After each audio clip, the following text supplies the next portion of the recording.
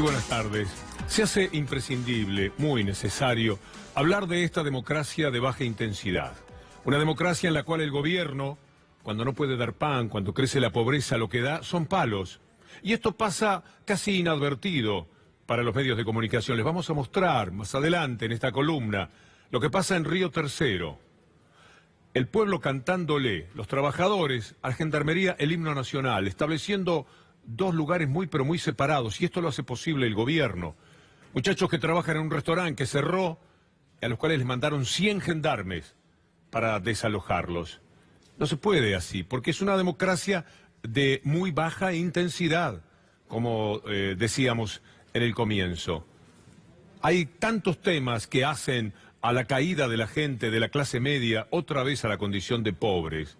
Hay un gobierno que hace lo que quiere, que gobierna para los ricos, y frente a eso la democracia tiene que esperar, y es necesario que lo haga hasta 2019 para ver si puede cambiar la situación tal como se está presentando. Les vamos a mostrar también, con la pregunta ¿qué hacemos con esta democracia?, los medios de comunicación, lo que mienten y lo que ocultan ahora, y lo que mentían hace un año. Les va a asombrar lo que van a escuchar y leer de lo que hace un año informaban sobre Santiago Maldonado. Pero indudablemente el tema más fuerte de la jornada fue la aparición de una respuesta de Cristina Fernández de Kirchner en el tema de los cuadernos. Vamos a leer para ustedes lo que ella escribió en Facebook, que parece sumamente contundente. El título es sobre pijamas, dormitorios y decretos en la Argentina macrista. He decidido no hacer comentarios sobre remiseros arrepentidos que dicen haberme visto en pijama, ni tampoco opinar sobre exfuncionarios de cuarta línea, también arrepentidos, que nunca formaron parte de mis dos presidencias, pero que describen excursiones casi turísticas en mi dormitorio. Sin embargo, como expresidenta de la Nación, tengo la obligación de pronunciarme sobre el empresario Gabriel Romero, nuevo arrepentido, que según títulos Catástrofe de Clarín y La Nación, habría pagado por un decreto presidencial. O sea que mi intervención como presidenta de la Nación se limitó a lo único que podía y debía hacer, dice más abajo después de describir lo que había ocurrido en realidad. Ratificar lo actuado y resuelto por la UNIREN, con audiencias públicas de por medio, dictámenes de la Procuración del Tesoro y de la CIGEN, aportes del Ministerio de Relaciones Exteriores y finalmente la intervención del Congreso de la Nación a través de la Comisión Bicameral de Seguimiento de las Facultades Delegadas al Poder Ejecutivo Nacional, sin cuya aprobación no hubiera habido decreto. Palabras de Cristina Kirchner en esta jornada. Hoy, en un verdadero menú de arrepentidos a la carta, el señor Gabriel Romero dice haber pagado dinero por la firma de ese decreto, que, finalizado todo el proceso explicado previamente, era para mí obligatorio firmar. En todo caso, sería muy interesante que el señor Romero indicara a quién y cómo le pagó, porque a mí nunca nadie me pagó nada por firmar ni este ni ningún otro decreto, ni por llevar adelante ninguna de las medidas de mis gobiernos. Al contrario, los problemas judiciales que tengo son por haber afectado intereses económicos concentrados y hegemónicos, muy poderosos, que siempre trataron de obstruir las medidas que llevé adelante en beneficio de las grandes mayorías populares, de la actividad económica en general y del desendeudamiento estructural de la nación.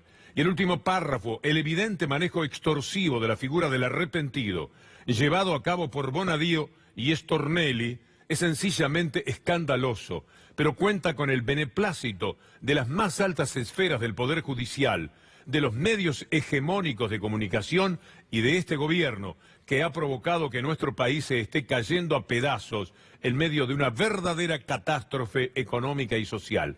Lo saben todos y todas. Por todo este tema de los cuadernos, la aparición de Bullrich siempre es desopilante e indignante. Ofreció, para quien pueda aportar datos del dinero, una recompensa. Recompensarán a quienes den datos para recuperar la plata de la corrupción.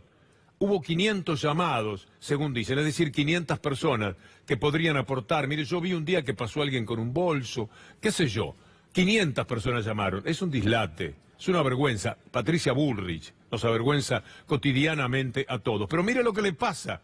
Apareció una plata parecida a la recompensa que ella ofrece, un poquito más. Aparecieron 3 millones de pesos. escondidos en un techo de un supermercado y una bóveda de este señor, que es el intendente de Río Bermejito, Hefner, con unos antecedentes tan horribles que solamente puede ser candidato de Cambiemos. Un degenerado, según lo que anunció una señora que estaba citada porque pedía trabajo en la intendencia. Le dijeron, no, la va a recibir en su casa. Y este tipejo la recibió desnudo y algo peor que no se puede ni decir por televisión. Lo buscaban por lavado de dinero, lo estaban juzgando por esto. Bueno, fueron a buscar con una orden de la jueza y a este sí le encontraron la plata. Hey, Bullrich, teléfono para usted. Ahí está la plata de Cambiemos, la plata que se había escondido, la plata que está en todos estos autos que como un desfile de carnaval propio del gobierno pasaron frente a las cámaras asombradas. 35 autos de alta gama, como ayer mostraba Gustavo Silvestre en el adelanto que hizo de toda esta información. Todos estos automóviles, 35 de este señor Hefner, Bullrich, Macri, muchachos de los diarios, ahí está la plata. Le quiero pedir algo, como un trabajo de ciudadano. Si tiene en la esquina un bar de esos que tiene Clarín y Nación, siempre, muchos de ellos ponen TN, porque a veces no le cobran el cable. Si puede ir a ver un diario, le pido que haga un trabajo de ciudadano, porque le pedí a mi equipo de producción, sospechando de los que son capaces Clarín y Nación, que buscaran a ver si estaba esta información. Los autos de alta gama, los 3 millones de pesos en el techo y en una bóveda de un intendente de Cambiemos. Bueno, no hay información hoy. Revisamos el diario, pero le pido hágalo usted. Hágalo porque por ahí nos equivocamos y escríbame que estábamos equivocados, que en la página 45 había, aunque sea, una cosa chiquitita así, como yo le preguntaba al equipo de producción, pero ni una línea hay. No, no hay nada. Hoy no hay nada de todo esto que ayer a las 8 de la noche, en un primero en C5N, estaba anunciando Gustavo Silvestre. Aunque le parezca mentira, las cosas tienen este tenor. En los portales pusieron una larga nota de 60 líneas, los de Clarín. Recién en la última línea dicen que es un intendente de Cambiemos. Pero hablemos de lo que pasa en la realidad del país. Mire lo que sucede en Río Tercero. Dejaron sin trabajo ya a bastante gente y ahora quieren dejar sin trabajo a más gente. Lo que va a haber es bastante traumático. Vamos a empezar por lo que alguien de AT-CTA nos está señalando desde allí. Se llama Emiliano Campos. Escúchelo. Los compañeros y las compañeras vamos a permanecer dentro de fábrica, como así lo planteamos en la mañana temprano. Y bueno, y seguir exigiendo y resistiendo con los pedidos que le hicimos al director de fabricaciones de Río Tercero, con el retiro de las fuerzas de gendarmería de la fábrica, porque le exigimos eso, ya que le pedimos que se fueran, porque no somos delincuentes, no somos asesinos, así que no necesitamos fuerzas para que nos vengan a reprimir, porque cuidamos nuestra fuente de trabajo y cuidamos nuestra fábrica. Bueno, esto es lo que decía este trabajador temprano. Mire lo que ocurrió un poco después. Este enfrentamiento generado por el gobierno, que como sabe que la gente tiene derecho por lo menos a quejarse, a protestar, a manifestarse allí en Río Tercero, le mandó a la gendarmería. Y miren lo que la gente hizo frente a gendarmería. Le cantó el himno nacional. Los trabajadores y buena parte del pueblo. Un 17 de agosto, el himno nacional, cantado a la gendarmería, que allí estaba plantada, para lo que guste mandar el gobierno y los medios hegemónicos y la élite dominante. ¿Es necesario llegar a esto? Bueno, mira ahora lo que sucedió en Río Tercero. Llega alguien de la empresa para distribuir la lista, para que lean la lista de los despedidos. Y los trabajadores dicen, no, léela vos o léela usted. ¿Por qué nos va a hacer leer a nosotros esa crueldad? Léala usted. Mire lo que pasó. Esto es interesante de ver. Este es el país, y ya no una metáfora, una realidad cotidiana. Así apalean a la gente. Ahí llega el tipo con la lista de despedidos y empieza a distribuirla para que la lea alguien. El tipo se para, este hombre, este trabajador, dice, no voy a leer nada, léanla ustedes. ¿A usted le parece que se puede vivir en este contexto en Río Tercero? Terminar con una fábrica poco a poco, que ha sido la vida de una ciudad y bien que ha padecido por esa fábrica. Recordemos lo que sucedió en los tiempos del menemismo. Esto es crueldad, crueldad en estado puro. Mire la manera de ir a anunciarle a los trabajadores. Tome la lista de los que fueron despedidos. Y esto de Gendarmería también fue para un restaurante, acá en Villa del Parque, un restaurante que se llama Adela. Los trabajadores se metieron en el restaurante y dijeron, nosotros queremos seguir trabajando. ¿Qué hizo el gobierno? Y le mandó Gendarmería. Vayan y sáquenlos a como dé lugar. Mire lo que decía Matías, uno de los trabajadores del restaurante. Mi nombre es Matías y yo lo que quería decir era que por culpa de lo que pasó con la firma entre amigos SRL, que nos dejaron de pagar lo que es obra social, todo eso, era mi mujer, se quedó sin tratamiento oncológico desde febrero, no se pudo terminar de hacer los rayos, tiene que tomar unas pastillas durante un tiempo largo después de ese tratamiento. ¿No tenés cobertura social? No tengo cobertura social ¿Y ahora. ni un mango para tirarte en la Tampoco calle? ni un mango porque nos quedamos en la calle por el tema de lo que pasó acá. Nada, nos dejaron en la calle. Ahora ¿Tenés un hijo vos? Tengo un hijo. Así están las cosas. Y anoche usted seguramente vio el programa del Gato Silvestre. Era atroz ver esa fábrica donde trabajaron hasta hace poco casi 700 personas que quedó vacía. La capacidad instalada de producción en la Argentina ha bajado seguramente a menos del 60, hace un mes y pico estaba en el 61, venía del 80 y pico, de otras épocas, cuando había trabajo, cuando 700 personas habían llegado en 2012, 11 a este lugar después de empezar en una fábrica pequeña que manejaba Emanuel Fernández, su dueño, que había hecho una gran inversión. Emanuel Fernández ha tenido que despedir a la gente. Mire lo que él contaba anoche. Esto rompe el corazón. Cómo se rompió la vida de los argentinos, cómo decayó la calidad de vida de los argentinos.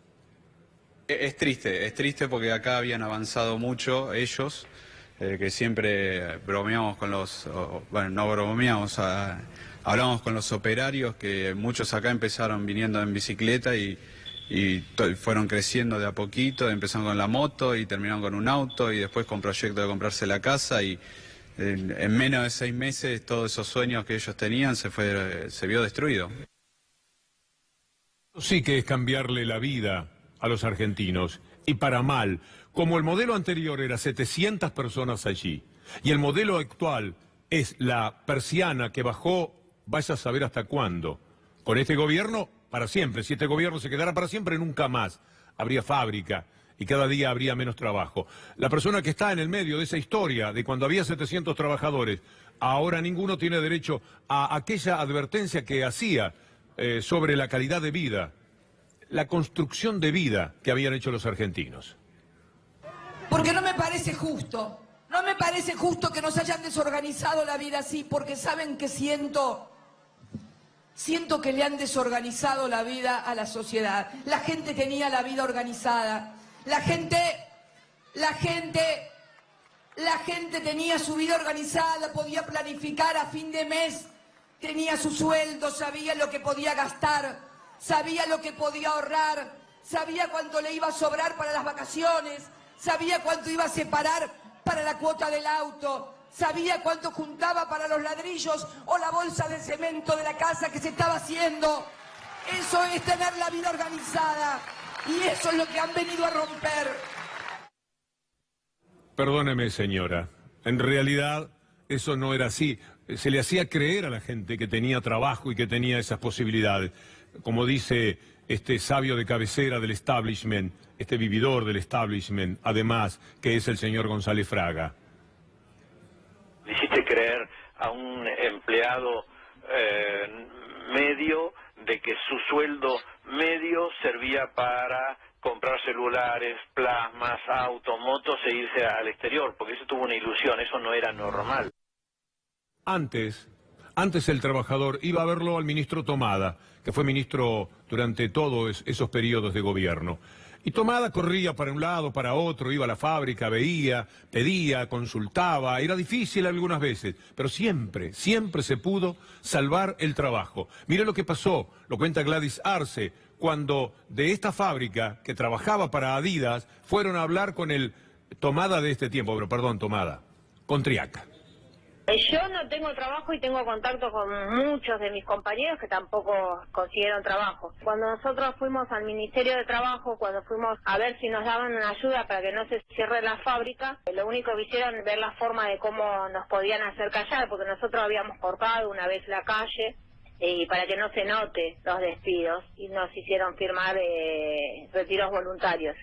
Y nos ofrecieron, en el Ministerio de Trabajo había un plan en el cual nos podíamos anotar, de que nos daban trabajos, pero los chicos que consiguieron esos trabajos tuvieron por contrato 3 meses y nada más. Le mentían para que no hicieran el lío que están haciendo en Río Tercero, donde le cantan el himno a los gendarmes, por ejemplo. No querían lío, entonces le mentían. Te vamos a dar trabajo. Le metían un contratito de 3 meses. Bueno, de Triaca se puede esperar cualquier cosa. Un tipo que pone a su empleada para no pagar el sueldo, de amarrete, de miserable, la pone en SOMU, que es de directora o algo por el estilo, que es un sindicato intervenido por él, se puede esperar de cualquier cosa de este tipo, además de las palabrotas con las que echó a Sandrín. Mire los rostros de los trabajadores de esta fábrica que antes era para Adidas. Este paneo que hicieron las cámaras de Minuto 1 rompe el corazón. Esa inmensa tristeza, mire la fábrica detrás. Cuando ellos se fueron, apagaron la luz. Apagá y vamos. Ese dicho popular que a veces se usa para otros temas, aquí se hizo realidad para este dolor. Dolor que para nosotros con las cámaras terminaban la cobertura de ayer, porque después hay que ir a otros asuntos, pero que en ellos perdura. ¿O usted cree que encontraron trabajo de anoche para hoy? Este es el enorme dolor que tenemos. Y esto es tapado, toda esta pena enorme, hablándole de los cuadernos y dando recompensas para buscar la plata, que después siempre aparece, o en el techo del supermercado de Hefner de Cambiemos, o en los Panama Papers, o en las cuentas de las Bahamas.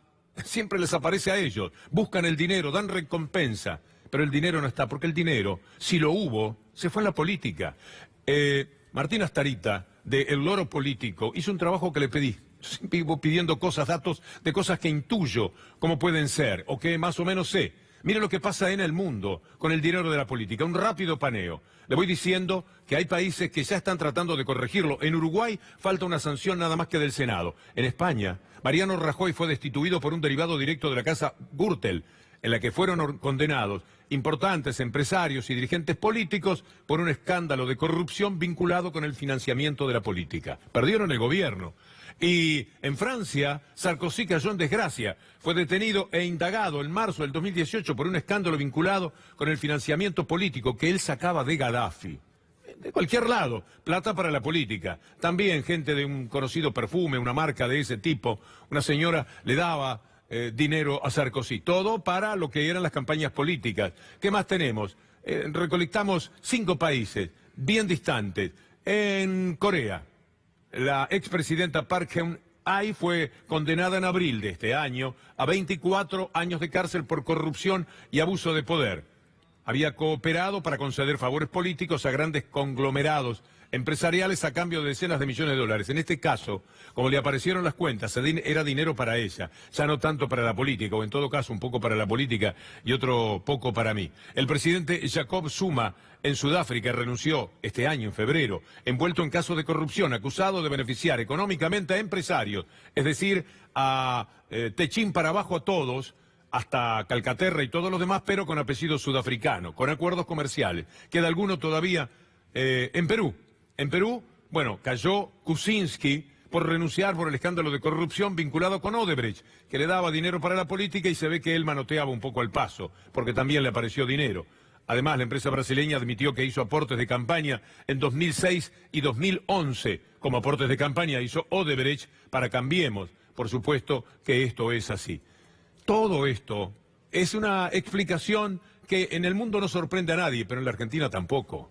Porque desde el principio de la democracia, para no hablar de los tiempos de la dictadura, el dinero para la política siempre estuvo. Siempre hubo famosos recaudadores, robo para la corona y todo aquello que usted seguramente conoce de memoria, por lo menos nuestra generación. A lo mejor a los pibes un día habría que darles una explicación más detallada de cómo fue todo aquello. Mientras tanto lo esconden. El dinero de la política, si lo hubo, es lo que está tapando todo con el famoso cuaderno. Mire lo que tapa. Por ejemplo, a Macri, que muy suelto de cuerpo. Yo no sé cómo hace Macri. Casi que es envidiable el rostro que tiene, la cara de piedra que puede tener. Ahora él está anunciando el prometedor de pobreza cero. Bueno, va a aumentar la pobreza, lo lamento. Lamentablemente, con esta devaluación que tuvimos, trajo un rebote en inflación, y la inflación es el mayor generador de pobreza, con lo cual, lamentablemente, vamos a ver que parte de lo que habíamos conquistado como reducción de pobreza lo vamos a perder. El año que viene vamos a crecer, no mucho, pero vamos a crecer, y la Argentina va a volver a tomar velocidad, sobre todo si hacemos los deberes de no seguir teniendo esta vulnerabilidad que nos volvió para atrás, porque habíamos tomado envión, veníamos creciendo muy bien, hemos generado 600.000 puestos de trabajo. Desopilante que diga, si seguimos haciendo bien los deberes. En todo caso los habrán hecho para él, para su familia, para sus amigos íntimos, nada más pensar en el blanqueo de dinero, para no andar buscando demasiadas cuentas como las que le apareció en las Bahamas o los Panama Papers y todo aquello. Pero vale la pena, ahora que uno lo escucha decir esto, recordar la enfática promesa de pobreza cero. Que este país sea un país donde todos tenemos un proyecto de progreso, donde todos sentimos que mejoramos todos los días. Les propongo pobreza cero en la Argentina. Les propongo pobreza cero en la Argentina. La UCA ya dijo que de la clase media, a donde habían ascendido, según el Banco Mundial, al doble la clase media, de esa clase media ya se están cayendo en la pobreza 1,5 millones de personas de este tiempo, más todos los que cayeron en la pobreza en los primeros 2 años de gobierno. La UCA advierte que hay 1,5 millones de personas que podrían volver a la pobreza. Aquellos que probaron el gusto de estar en la clase media, quizás un poquito tironeados para abajo, pero clase media, al fin. ¿Cómo permanecer en la clase media? Si una economía dolarizada tiene el sueldo en dólares, el salario mínimo, que en agosto del 2015 era de $605, ahora con la economía dolarizada está en $300. ¿Cómo no vamos a hablar de los dramas que hay para el consumo? Miren lo que anoche mostraban en América. Era terrible ver esto. Productos que disminuyeron su consumo, el 71% de gaseosas cayó. Se come el 69% menos de carne vacuna. Los postres lácteos, lo de los pibes, 67% menos. La cerveza, 66% menos. El pescado, 59% menos. ¿Sabe lo que creció? ¿Sabe lo que anda muy bien? Esto se lo debemos al gobierno de Macri. La vuelta al fideo y al arroz en cantidades que exceden lo que la dieta indica. Es muy rico el arroz, muy rico el fideo. Pero si sustituyen todo lo que nos hace falta para una alimentación balanceada, eso no está bien. Entonces, baja la carne, hay que poner poquitito de carne, 100 gramos de carne y 2 kilos de fideos. Mire lo que, bueno, esto es lo mismo que estábamos mostrando. Les debemos la otra placa, pero lo que se come más ahora es arroz y fideos. Mire lo que pasa con la venta de bicicletas. Usted dice, va a decir que andan mal. No, andan muy bien. Si las bicicletas vuelven a venderse mucho cuando la nafta, cuando los rodados se hacen casi de imposible utilización. Subió la venta de bicicletas. Yo no sé cómo no se anima a dar este dato, Macri. Por la suba de nafta y de transporte, aumenta la venta de bicicletas. Esta es la realidad. ¿Y las pymes? Las pymes están en una crisis terminal. Mire cómo lo denuncian. ¿Tomará nota alguna vez el gobierno de lo que está pasando o nos va a hablar nuevamente de la crisis de los turcos, de la tormenta de frente? Las pymes alertaron por una crisis terminal. ¿Qué tiene que ver Turquía con la importación indiscriminada que han hecho? ¿Qué tiene que ver el mundo con la toma de deuda de 100.000 millones de dólares, nuevitos, y ya gastados, ya fugados por sus amigos de este gobierno? Las pymes están pidiendo algo, una ayuda de 1.100.000, quedan 800.000, pero 500.000 están bajo la amenaza de tener que bajar la cortina. Y después tenemos a los diarios militando el ajuste. Esto es gracioso, pero también duele. Mire cómo hacen para militar el ajuste. Preste atención al título que le vamos a presentar. Es una tendencia en Europa y en Estados Unidos. Llega al país el alquiler de juguetes y permite ahorrar hasta un 50%. En vez de comprar, fíjese para la industria del juguete, ya la local está diezmada, en vez de comprar, los padres pagan por recibir cajas de productos que usan 30 días. Ya me voy a animar yo a sacarle a mi nieto Valentino el juguete que tuvo durante unos días y con el que tuvo un gran apego.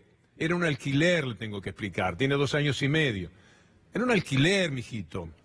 Es increíble, esto sí que es militar el ajuste, esto sí que es no tener vergüenza. Hubo alguien que lo vio. ¿Usted se acuerda de aquel empresario que le veía venir cómo iba a ser la historia en la votación y lo que le decía a sus empleados, porque se daba cuenta lo que iba a pasar, lo que ahora están padeciendo tantos?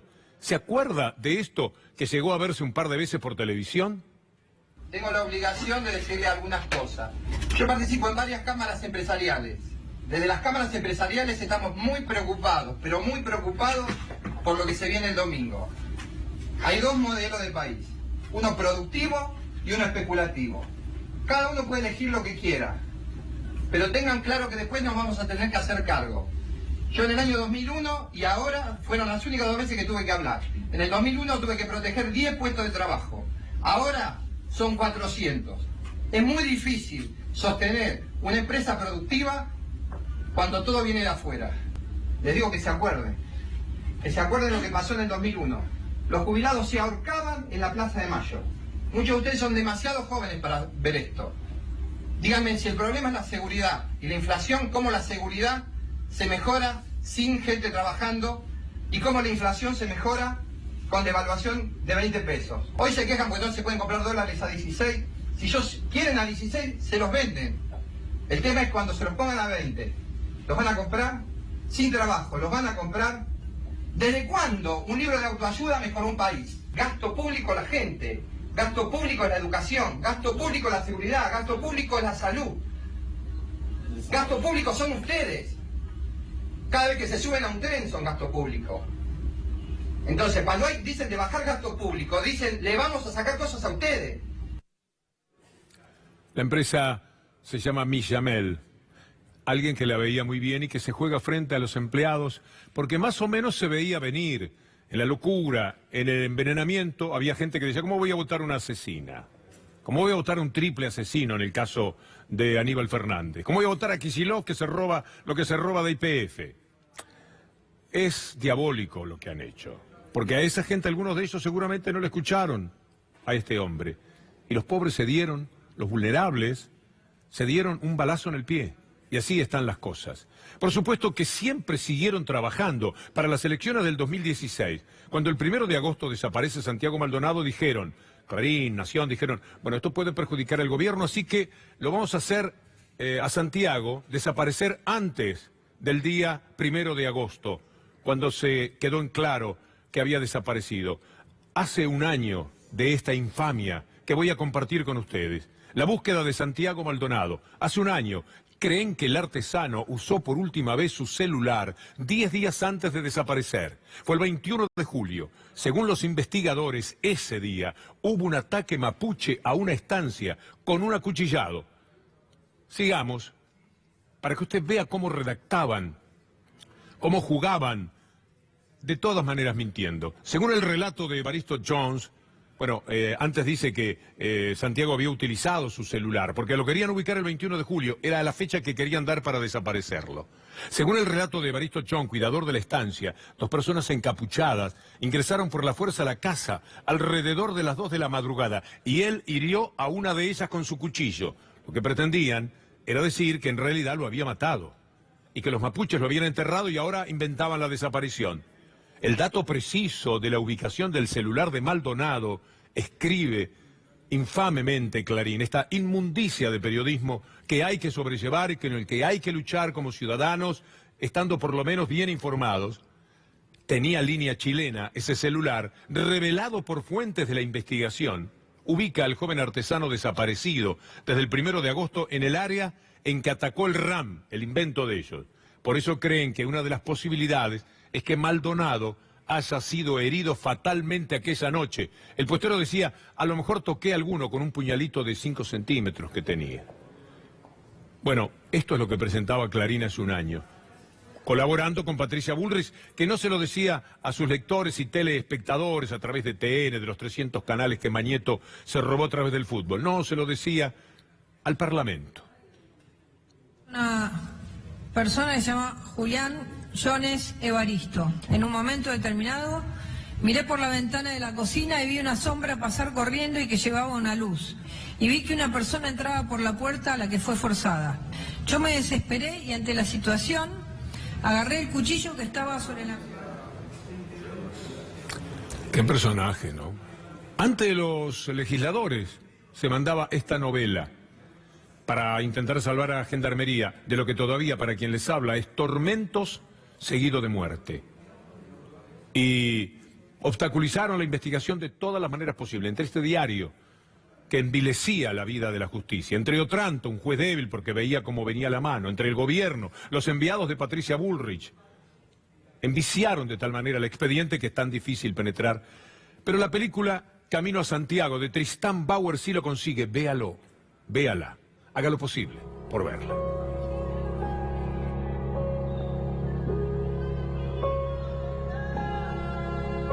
Muchas veces quiero que sea una película, despertarme, que sea un sueño, que esto no está pasando y la realidad es otra. Mañana en más de 200 ciudades se van a manifestar por Santiago y no sé, es muy duro llevar esa carga y verlo todo el tiempo sonriente, es parte del alma.